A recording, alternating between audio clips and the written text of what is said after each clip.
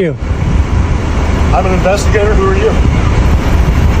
Who are you hired by? I can't disclose that. Okay.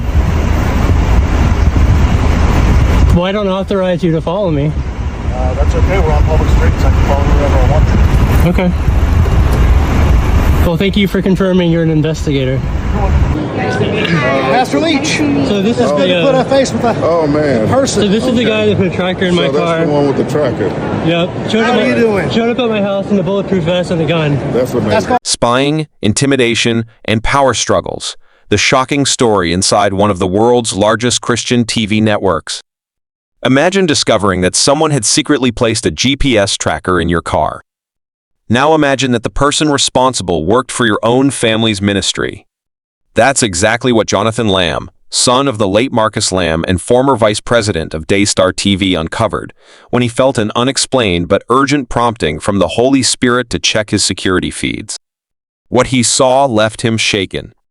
Months later, this shocking revelation erupted into public view with a dramatic confrontation at the National Religious Broadcasters (NRB) convention, thrusting the controversy back into the spotlight. Allegations of surveillance, intimidation, and internal power struggles are now swirling around one of the world's most influential Christian television networks. A mysterious urge leads to a stunning discovery. On the evening of November 7, 2023, Jonathan was at home when he suddenly felt a strong spiritual prompting to check the security cameras at Daystar's headquarters. As vice president of the network, he had access to all of the ministry's surveillance feeds, but nothing could have prepared him for what he was about to witness. The footage showed Shannon Kelly, Daystar's head of security, approaching Jonathan's company vehicle, opening the trunk, and appearing to manipulate something inside for approximately 30 seconds before walking away. Immediately, alarm bells went off in Jonathan's mind. Why was the head of security inside his car? What had he placed or removed from the trunk? Given the already high tensions between Jonathan and his mother, Joni Lamb, who had taken over as president of Daystar after Marcus Lamb's passing, the situation felt even more suspicious. The next day, Jonathan took his vehicle to a trusted mechanic, hoping to find answers. What they discovered was both disturbing and deeply personal. A GPS tracker had been secretly installed inside the trunk. For the first time in Daystar's nearly 30-year history, someone within the ministry had taken the extraordinary step of secretly tracking the movements of one of its own executives. But the biggest questions remained: who had ordered the tracker to be placed? Why was Jonathan being monitored? What else was happening behind the scenes? Jonathan's concerns only deepened when he confronted Shannon Kelly about the incident. Kelly denied doing anything suspicious, brushing off Jonathan's accusations. But Jonathan wasn't convinced. Something wasn't adding up, and he was determined to uncover the truth. A growing pattern of intimidation. Jonathan's discovery didn't come out of nowhere. He and his wife, Susie Lamb, had already been experiencing increasing hostility within the Daystar leadership, and this latest revelation seemed to confirm their worst fears. Their troubles began months earlier, in July 2023, during a routine broadcast. At the time, Joni Lamb had recently remarried, tying the knot with Doug Weiss, a Christian psychologist. While this was a deeply personal decision, it became a flashpoint within Daystar. During one particular show, Jonathan and Susie were asked to read a viewer-submitted comment that praised Joni's new marriage on air. However, both Jonathan and Susie felt uncomfortable doing so. Whether it was a matter of personal conviction or an internal struggle within the family, they refused to read the comment on live television. That seemingly small act changed everything. From that point forward, Jonathan and Susie claimed they became the targets of bullying, intimidation, and surveillance from within the ministry. According to them, their once secure positions within the network were suddenly in jeopardy. A cover-up begins to unravel. After finding the GPS tracker, Jonathan received an unexpected phone call. It was from Joni's assistant, offering an explanation that only raised more red flags. According to the assistant, all company vehicles had been fitted with GPS trackers after Marcus Lamb's passing in 2021 as a security measure. But Jonathan knew something wasn't right. Determined to get to the bottom of things, he began investigating the ministry's financial records. What he found completely contradicted the explanation he had been given. Expense reports showed that the GPS trackers had not been installed in 2021. Instead, they had been purchased in October 2023, 2 years after Marcus Lamb's passing. The timing was too perfect to be a coincidence. It was now clear to Jonathan he and Susie were being watched. A chilling encounter on the road. The intimidation wasn't limited to tracking devices. On September 6, 2024, Jonathan and Susie were driving with their children when they noticed something strange. A purple car was following them through local streets, keeping pace with their vehicle at every turn. At first, they tried to dismiss it as paranoia, but as the car continued tailing them for several miles, their unease turned into real fear. Determined to gather evidence, Jonathan and Susie began recording the incident on video. Later, after investigating the vehicle's license plate and driver's identity, their suspicions were confirmed. The man behind the wheel was Jamison Bradley Parker, a private investigator. Someone had gone to the trouble of hiring a professional to follow, monitor, and possibly gather information on their family. The battle for the truth. Jonathan's shocking discoveries have sent shockwaves through the Christian broadcasting world. What began as internal tensions within a family-run ministry has now escalated into a full-blown controversy with far-reaching implications for one of the largest Christian television networks in existence. Why was Jonathan being tracked? Who was ordering private investigators to follow him? What deeper power struggles were playing out behind the scenes? And perhaps most disturbingly, if this could happen to the son of Daystar's late founder, what else was happening behind closed doors?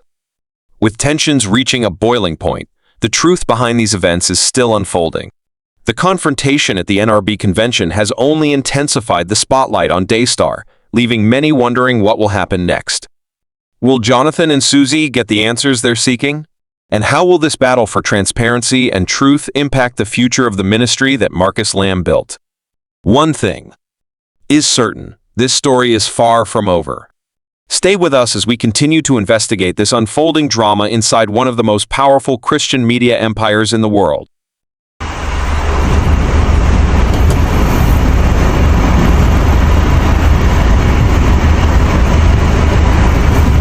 Who are you? I'm an investigator. Who are you? Who are you hired by? I can't disclose that. Okay. Well, I don't authorize you to follow me. That's okay. We're on public streets. I can follow wherever I want to. Okay. Well, thank you for confirming you're an investigator. Have a wonderful day. Thank you, Jameson. Have a good one. Who hired Parker? A trail of silence and suspicion. For Jonathan and Susie Lamb, there was only one organization that had a clear motive for tracking their every move: Daystar TV. The couple couldn't fathom any other individual or group having a reason to hire a private investigator to follow them and their children, especially in such an aggressive and persistent manner. Their ongoing disputes with Daystar leadership, particularly with Jonathan's mother, Joni Lamb, and the growing internal tensions at the ministry, made it clear in their minds this wasn't random. This was personal. To seek clarity, the Roy's Report, a Christian news outlet known for investigative journalism, reached out to Daystar TV for an official comment on the allegations. However, rather than addressing the claims or providing any sort of explanation, Daystar refused to respond altogether. The ministry's silence only deepened the mystery. For Jonathan and Susie, this refusal to comment wasn't just a lack of transparency, it was confirmation that something was being covered up. If there was nothing to hide, why wouldn't Daystar simply deny the allegations? Why wouldn't they explain the purpose of the tracking device? These unanswered questions only strengthened the couple's resolve to bring the truth to light. They felt they had no choice but to speak out publicly, no matter the cost. The explosive confrontation at NRB 2024. Months later, in what would become a high-stakes and highly publicized moment, Jonathan Lamb finally came face-to-face with Shannon Kelly, the head of security at Daystar, and the very man caught on camera tampering with his vehicle just before the GPU's tracker was discovered. This dramatic confrontation unfolded at the 2024 National Religious Broadcasters (NRB) Convention, an annual event that gathers influential Christian leaders, media personalities, and ministry executives from around the world. But Jonathan wasn't alone. He was accompanied by Christian media figures Laura Lynn Tyler Thompson and Pastor Ray from The Unction, both of whom had been closely following the unfolding controversy. Their presence added even more weight to the moment. Standing face-to-face with Kelly, Jonathan didn't hold back.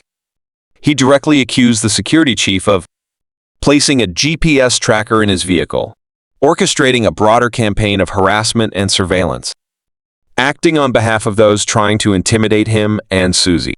For Jonathan, this wasn't just about a tracking device anymore. It was about a pattern of secrecy, intimidation, and control within one of the largest Christian media organizations in the world. But Kelly, rather than admitting or addressing the accusations, brushed them off entirely. He denied any wrongdoing and insisted that he was simply doing his job. His calm yet dismissive response only added to the frustration. If he was just doing his job, then who had given him the order? Why had the tracking device been placed in Jonathan's vehicle specifically? And if Daystar's leadership had nothing to do with it, why wouldn't they issue a public statement denying their involvement? Unanswered questions and a ministry divided.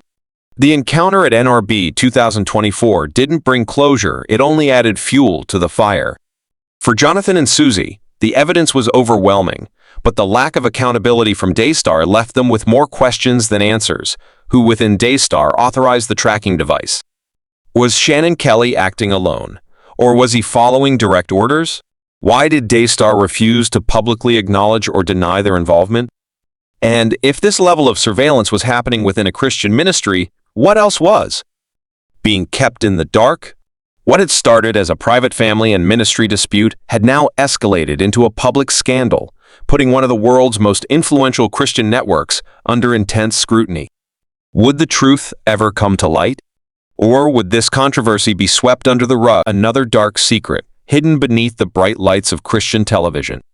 One thing was certain, Jonathan and Susie weren't backing down.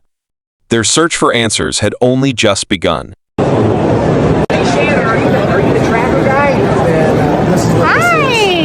How are you? How are you? Give me a hug, buddy. It's good to see you. How are you? I'm glad you're okay, man. Hi. It's good to see you, buddy. Yeah. Pastor Leach. So this is Good to put a face with a Oh man. person. So this is the guy that put a tracker in my So that's car. the one with the tracker. Yep. How are you doing? Showed up at my house in the bulletproof vest and the gun. That's amazing. That's called Mr. uniform. Shannon Kelly. That's amazing. So we have a plain clothes and we have Talk uniforms. to everyone but Wow. me. That's You uniform. never reached out to me. I would love it. Want to come on the show? I definitely don't want to. Sir, we wear those at work. I would appreciate it if you want to security film. uniform. We're gonna film. Okay, that's the truth, right? Yeah. Well, if y'all have any questions, please come up. You'll see our actual uniforms. It's nowhere near the fable that's been told. But Mounting tensions and a confrontation with Rachel Lamb. Despite denials and deflections, the evidence painted a different picture, one that suggested a deeper level of involvement and awareness within Daystar TV's leadership. As the controversy continued to unfold, tensions reached a breaking point when Laura Lynn Tyler Thompson took matters into her own hands. Determined to get answers, she confronted Rachel Lamb, Jonathan's sister, and a prominent figure within the network. During a tense and highly charged exchange, Laura Lynn directly asked Rachel if she was aware of the situation, specifically the allegations of spying, tracking, and intimidation against Jonathan and Susie. The question put Rachel in a difficult position. Would she acknowledge the growing scandal and confirm her knowledge of the events? Or would she distance herself and deny any involvement? For those watching, this moment was crucial. If Rachel knew about the GPS tracker and private investigator, it could suggest that the surveillance wasn't just an isolated act by one individual, but rather a coordinated effort from higher up in Daystar's leadership. If she claimed ignorance, it raised an entirely different set of questions. How could such a serious situation involving her own brother go unnoticed within the organization? Her response only added to the speculation, leaving many wondering, was Rachel involved in the decisions behind the surveillance? Was she protecting someone within the ministry? Or was she just as blindsided as everyone else? As this confrontation played out, it became clear that this internal power struggle within one of the world's largest Christian media networks was far from over. Hi. we have uniforms. Talk to everyone but me. That's You uniform. never reached out to me. I would love it. Want to come on the show? I definitely don't want to. Sir, we wear those at work. I would appreciate it want to film. We're gonna film. Okay, that's the truth, right? A family divided and a ministry in crisis. When Rachel Lamb was confronted, she denied knowing anything about the GPS tracker, the private investigator, or the allegations surrounding the surveillance. But instead of putting the matter to rest, her denial only deepened the rift within the Lamb family. What had once been a tight-knit, faith-driven household was now splintering under the weight of secrecy, mistrust, and a battle for control. The conflict wasn't just playing out behind closed doors. It was now a full-blown public controversy unfolding in front of some of the most influential leaders in Christian media. NRB security steps in, but removes the wrong person. As the tension escalated at the National Religious Broadcasters NRB convention, security officers were eventually called in to restore order. But in a bizarre and unexpected move, ENRB security mistakenly escorted Pastor Ray out of the event instead of those directly involved in the controversy. The decision caused an immediate backlash, raising questions about whether certain individuals were being protected while others were being silenced. After realizing the mistake, NRB President Troy Miller reversed the decision, allowing Pastor Ray to re-enter the convention. Still, the incident only underscored the power struggle at play. The deeper Jonathan and Susie dug, the more it seemed like forces were working behind the scenes to control the narrative. The price of defiance, retaliation from Daystar. As the controversy gained traction, Jonathan and Susie Lamb found themselves under mounting pressure. Rather than addressing the situation transparently, Daystar's leadership turned to more aggressive tactics to silence them. In November 2023, Jonathan was given a chilling ultimatum: sign a non-disclosure agreement, NDA, or lose everything. The NDA would have legally forbidden him from speaking about the events surrounding the GPS tracker, the power struggles within Daystar, and the growing concerns over leadership decisions. Jonathan refused. The consequences were swift. He was stripped of his leadership role. His salary was slashed by 40%. Susie's parents, who had worked at Daystar for years, were suddenly fired. The retaliation made it painfully clear that this was no longer just a family dispute. This was a calculated effort to suppress the truth. A shocking home visit, armed and ready. But if Jonathan thought the situation had already reached its peak, what happened next proved that the battle was far from over. On November 16, 2024, Shannon Kelly himself, the very man accused of placing the GPS tracker, arrived at Jonathan's home. This was no ordinary visit. Kelly wasn't just there to deliver a letter. He showed up wearing a bulletproof vest and carrying a gun. In an intimidating and aggressive move, he personally handed Jonathan a termination letter, stating that his employment with Daystar was being immediately terminated. Jonathan was now fired from the network his father built, banned from accessing company facilities, locked out of Daystar's internal emails and systems. The decision wasn't just sudden, it was symbolic. It sent a clear message: Daystar was cutting ties completely. Jonathan, once a trusted leader within the ministry, was now an enemy to be removed. But why such extreme measures? Why send an armed security officer to personally deliver the termination letter? Was this a scare tactic, a warning, or something even more sinister? Jonathan's faith remains unshaken. Despite everything, Jonathan remains firm in his conviction that God is using these events to expose corruption and bring about justice. He still remembers the exact moment this all started, when he felt an unexplainable prompting in his spirit to check the security cameras.